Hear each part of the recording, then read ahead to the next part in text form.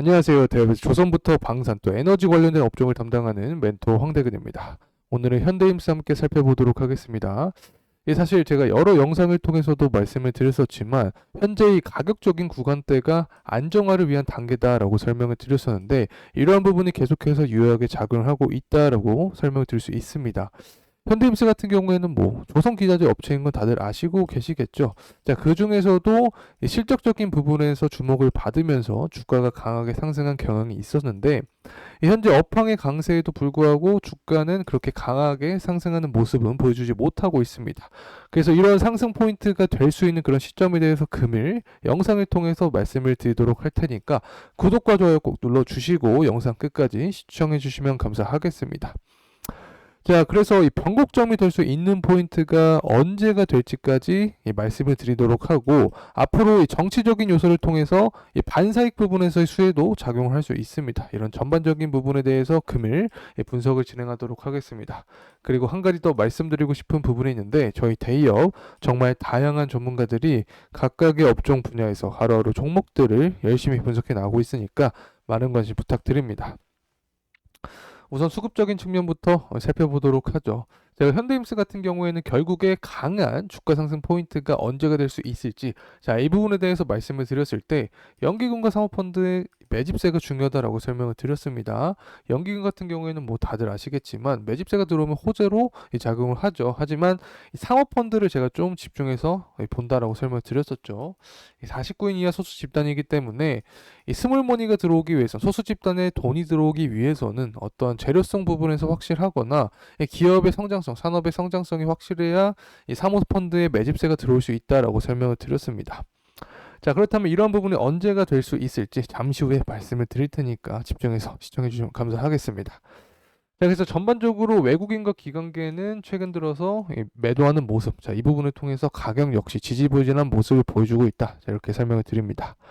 그리고 또 우리가 주목해 볼 만한 이슈가 존재를 했었습니다. 바로 이 시리아 대사관 공습. 자, 이런 부분인데 이스라엘의 폭격을 받았다는 내용이 존재를 했었죠. 자, 그래서 국제 유가가 이 강한 상승세를 보여주었다라고 설명을 드릴 수 있습니다.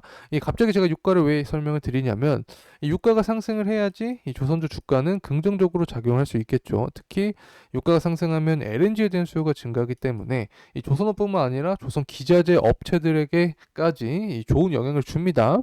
그래서 최근 들어서 이러한 전쟁에 대한 리스크가 부각이 되면서 공급 이슈로 유가가 상승하는 측면은 현대임스의 주가에도 상승에 대한 모멘텀으로 작용을 한다. 자, 이렇게 말씀을 드립니다.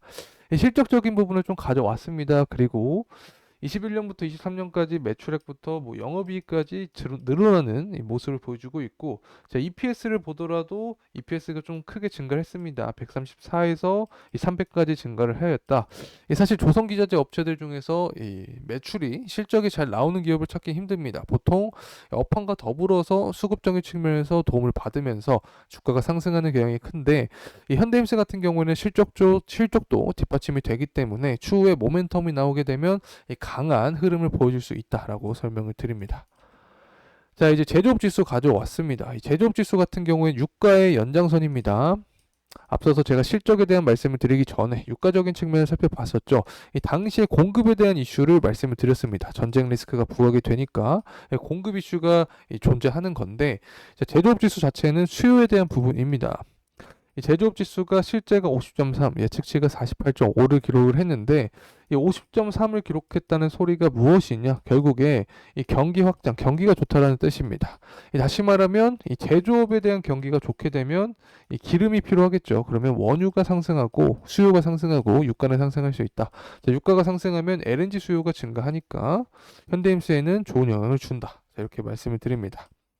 자, 중국 제조업 상황도 보겠습니다. PMI 지수인데 이 지수 자체도 50.8을 기록을 했습니다. 실제로 이 경기 확장에 대한 부분을 예상을 할 수 있다. 그래서 이 중국에 대한 수요도 증가하면서 전반적인 원유 수요가 이 상승세를 보여주고 있다라고 우리가 생각을 할 수 있습니다.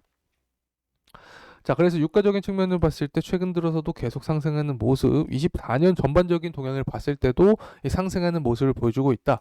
제가 23년부터 어떤 말씀을 드렸죠? 유가 같은 측면을 봤을 때 이 수급적인 측면에서 타이트해지면서 유가가 이 상방에 대한 모멘텀이 더 강하게 존재할 수 있다라고 설명을 드렸습니다. 이 부분이 유효하게 작용을 하고 있고, 최근 들어서는 이 전쟁에 대한 리스크가 계속 부각이 되고 있기 때문에 앞으로 이 유가의 방향성을 볼 때는 좀 상승 여력이 더 남아있지 않을까 개인적인 생각을 드립니다. 자, 그리고 만약에 어떤 변동성이 존재한다면 제가 이 부분 역시 영상을 통해서 다뤄드리겠죠. 그러니까 계속해서 시청해주시면 감사하겠습니다. 자, 이제 성과지수 살펴보도록 하겠습니다. 아마 제 영상 많이 시청해주신 분들은 지긋지긋할 겁니다. 이 성과지수를. 신조 성과지수도 24년 계속 상승하고 있고 중고 성과지수도 올라가는 모습을 보여주고 있습니다. 제가 성과지수가 굉장히 중요하다라고 설명을 드렸는데 이 신조 성과지수 같은 경우에는 조선주 주가에 굉장히 직접적인 영향을 주죠. 이 성과지수가 이렇게 상승하는 부분은 바로 친환경 기술력을 통해서 이 고수익 사업을 유지를 하려고 이 조선업의 전략이 유효하게 작용을 하고 있다. 자, 이렇게 볼 수 있고 이 마진을 높게 뽑을 수 있는 그런 이 선종만 이 수주를 하는 거죠. 그래서 이 선별 수주 때문에 이러한 고선가가 유지가 되고 있다라고 설명을 드릴 수 있습니다. 또 최근 들어서는 도크가 꽉 찬 상태입니다. 그렇기 때문에 이 중고 선박에 대한 수요가 증가를 하고 있다. 수요가 증가하니까 중고 성과 지수까지 상승하고 있다. 사실 중고 성과 지수가 상승하면 향후 신조 성과 지수도 더 상승할 수 있는 이 확률이 존재하기 때문에 이 성과 지수를 봤을 때 굉장히 좋은 모습을 보여주고 있다는 점 말씀을 드립니다. 자, 이제 원달러 환율 체크를 해보겠습니다. 사실 이 환율 같은 경우도 제가 많이 설명을 드렸었죠. 환율은 이 달러의 가치다라고도 설명을 드렸습니다. 그래서 환율이 상승하면 이 달러 가치가 상승을 합니다. 자, 그렇다면 이 부분이 증시에는 어떻게 작용을 하냐?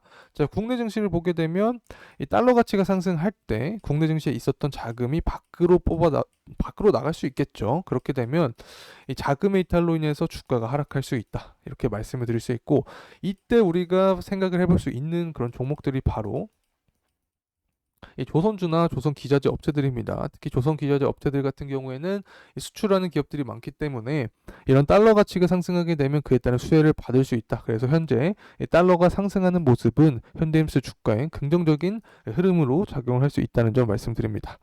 이제 철강석 가격을 가져왔습니다. 최근 들어서 계속해서 하락하는 모습을 보여주고 있습니다. 반등에 대한 모습을 우리가 좀 고려하기 힘든 그런 구간이다라고도 생각을 할 수 있는 상황인데 이 철강석 가격을 제가 왜 가져왔냐면 결국에 후판 가격과 연관이 있죠. 철강석 가격 자체가 후판 가격은 선박 제조원가의 20에서 30%를 차지하고 있기 때문에 이 철강석 가격이 하락하면 후판 가격이 하락한다. 그렇게 되면 제조원가가 하락을 하니까 이 수익은 증가하는 모습을 그려볼 수 있는 거죠. 수익이 증가하면 이 실적이 개선되니까 주가는 당연히 긍정적으로 작용할 수 있다. 자, 이렇게 말씀을 드릴 수 있습니다. 그래서 후판 가격 같은 경우에는 상반기 한 번, 하반기 한 번씩 이 협상이 존재를 합니다. 23년 하반기 같은 경우를 고려했을 때 조선사가 좀 유리하게 끌고 갔습니다. 당시에 이 철광석 가격은 지금보다 훨씬 높은 모습을 기록을 해 주었었죠. 하지만 중국산 후판 물량이 증가를 했고 일본의 엔저 현상으로 인해서 이 퀄리티 높은 후판을 싸게 수입을 할 수 있게 되면서 이 전반적으로 조선사가 유리하게 끌고 왔다 이렇게 말씀을 드릴 수 있는데 저는 지금 주목할 포인트가 뭐냐면 바로 철광석 가격입니다. 자, 이렇게 철광석 가격이 높았을 당시에도 조선사가 유리하게 협상을 진행을 했는데 현재 가격 구간을 보게 되면 이때보다 대략적으로 한 40%가량 싼 모습을 보여주고 있습니다. 그래서 아무리 그래도 23년보다는 비슷하거나 더 낮은 모습으로 후판 가격을 협상하지 않을까. 그렇게 되면 이 부분이 호재로 작용한다. 이렇게 말씀드릴 수 있습니다. 자, 이제 가격적인 측면 살펴보도록 하겠습니다. 현재 가격대는 18,000원대 초반대에 가격대를 형성을 해주고 있습니다. 제가 계속 강조됐던 부분이 뭐냐면 18,000원 구간을 이탈하지 않으면서 이 가격 안정화를 보여줄 확률이 높다라고 설명을 드렸는데 이 부분이 유효하게 작용을 하고 있다라고 설명을 드릴 수 있습니다. 특히 2만원 구간과 22,000원 구간을 돌파를 해주면 그 위의 구간은 이 매물대가 그렇게 많지 않다. 투자 심리가 많이 작용하지 않다. 자, 그래서 강한 상승을 동반할 수 있다라고 설명을 드렸습니다. 자, 그렇다면 이러한 상승 포인트가 언제가 될 수 있을지, 자, 이 부분을 고려해 보면 크게 두 가지로 나눌 수 있습니다. 첫 번째는 이 정치적인 요소, 그리고 두 번째는 후판 가격 협상입니다. 자, 우선 간단하게 말씀드리면 이 정치적인 부분과 후판 가격 협상, 이 기간이 겹치는 구간이 5월부터 7월이 될 수 있습니다. 자, 설명을 드려보도록 하죠. 7월부터 8월에 전당대회가 존재를 합니다. 현재 트럼프와 바이든의 경우를 보게 되면 이 지지율이 굉장히 박빙의 상황입니다. 그래서 유권자들의 지지율을 끌어올리기 위한 노력이 필요하다. 자, 이러한 상황에서 항상 존재했던 부분이 바로 이 중국에 대한 갈등을 부각시키는 거죠. 이 조선업이 현재 이슈가 되고 있습니다. 이 조선업 양강 체제가 중국하고 한국인데 이 중국을 제재하면 한국은 반사이익을 얻을 수밖에 없게 되는 거죠. 그래서 이 부분을 통해서 호재성 이슈가 작용할 수 있는데 이 7월부터 8월이 전당대회니까 최소 2개월 전부터는 지지율 싸움을 할 가능성이 높다. 이 구간이 5월이 될 수 있는 거죠. 자, 그리고 또 후판 가격에 대해서 말씀을 드렸습니다. 후판 가격을 상반기에 협상을 한다라고 하는데 후판 가격 협상 통상 보게 되면 5월부터 또 7월 사이에 협상을 합니다. 그래서 이 부분에서 이 철강석 가격으로 인해서 후판 가격을 조금 유리하게 끌고 간다면 이 정치적인 측면까지 더불어서 이 종합적으로 현대임수 주가 상승 모멘텀이 좀 강하게 나올 수 있다라고 생각을 합니다. 자, 이상으로 이 현대임수에 대한 영상 마무리하겠습니다. 끝까지 시청해주신 모든 분들께 진심으로 감사의 말씀 드립니다. 감사합니다.